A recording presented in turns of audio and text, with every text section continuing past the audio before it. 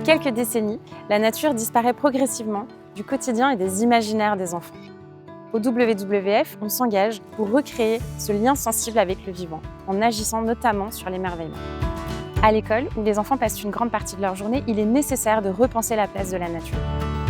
Faire classe dehors, faire classe au jardin, faire des maths, du français au jardin, c'est possible. C'est ce que font déjà des milliers d'enseignants grâce à l'école jardinière. Ce qui m'a donné envie de participer au programme de l'école jardinière, c'est que les supports présents sur le site étaient clés en main. Donc avec une programmation que les enseignants peuvent adapter bien sûr. Sur les plants de haricots, ce sont des fleurs. Vous vous rappelez comme pour les fraisiers ?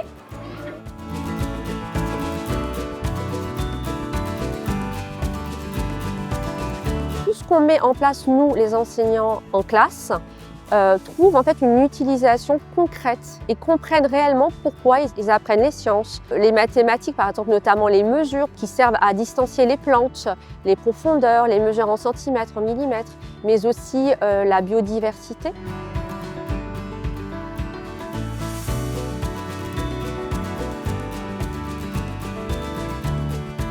On est parti au jardin du lit et on a planté des plants de tomates, des fraisiers, des salades. On a planté aussi des carottes. C'est la première fois que je plantais, que je touchais à la terre dans un jardin. Comme insectes, j'ai vu des escargots, des araignées, des coccinelles. Alors nous, on a une école maternelle composée de 3 classes avec des petits, des moyens et des grands.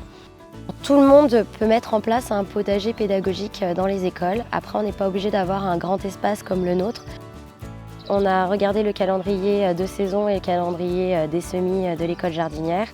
On a également regardé plusieurs jeux pédagogiques qui étaient mis en place sur le site internet.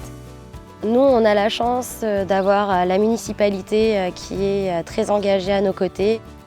Au niveau de l'importance qu'on donne à ces projets d'école jardinière, pour nous, c'est que les enfants découvrent ce que c'est qu'un légume, par exemple. Et l'éducation à la terre commence dès l'enfance. Donc c'est aussi protéger la planète, protéger son alimentation, protéger sa santé, de comprendre que les aliments peuvent pousser dans les jardins et qu'on peut même être autonome en termes alimentaires.